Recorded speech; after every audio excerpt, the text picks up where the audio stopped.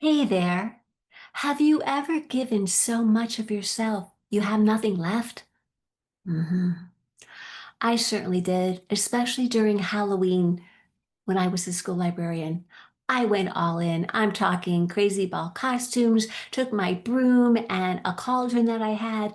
I had and it did things on this, lights on the ceiling, and I told ghost stories and scary ghoul poems, and the kids loved it.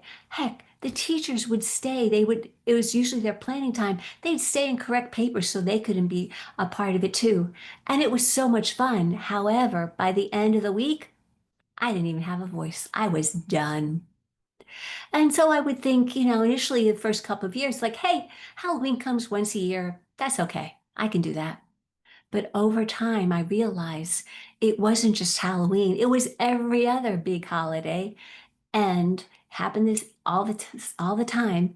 And it was a habit. I had a habit of overgiving. Now, it made sense because I was raised in a family where everybody was an overgiver. We overgave our time, our energy, we overgave what we didn't have. And in our culture, we're taught from childhood to give and to overgive. It's better to give than receive. It's like a badge of honor that we're givers, except we get out of balance. And when we give, it's noble and we're dedicated and enthusiastic and passionate. The only problem is the biggest downside is it's not sustainable. And we often are taught to overgive, or we learn to overgive because we have this belief that our worth comes from giving to others.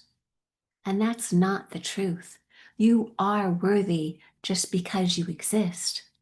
And that's how burnout starts to creep in. And your light starts to dim and your joy fades, and you get to that point where there's nothing left.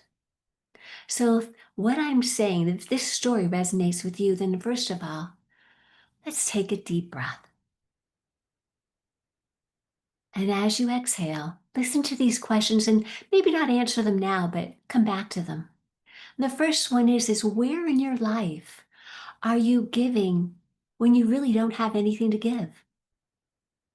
The second is, where or when are you saying yes out of guilt, habit, or fear? Maybe a fear of I'm not good enough. And the third is, what would it feel like to give from a place of excitement and enthusiasm and inspiration and not obligation? Because what I've learned about giving is that you can't give what you don't have. And so true giving is generous. It comes from a feeling of joy and excitement and energy, fullness and alignment. But over giving, you feel like you have to.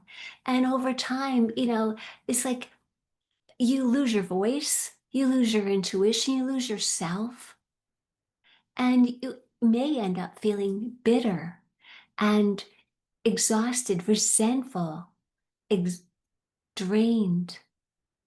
And if that's the case, then I encourage you to give yourself permission, first of all, to rest. If you're an overgiver, oftentimes you're tired. So give yourself permission to rest. Give yourself permission to receive. I know that's not so noble, is it? And it can be very hard and feel uncomfortable actually if you're so used to giving and doing to rest and receive. And the third is to give yourself permission to say no and only give when it feels like that place where it's joyful and fun to give. And if what I'm saying is, you're feeling this and you know that you want to give from that place of joy, and you're ready to stop that and to look at that habit of overgiving and to change it, then know that I'm here to help and I would love to help you. This is what I do because I've been there, been on the other side of it, still have to catch myself from time to time. However, it's all a learning process and We are perfectly imperfect.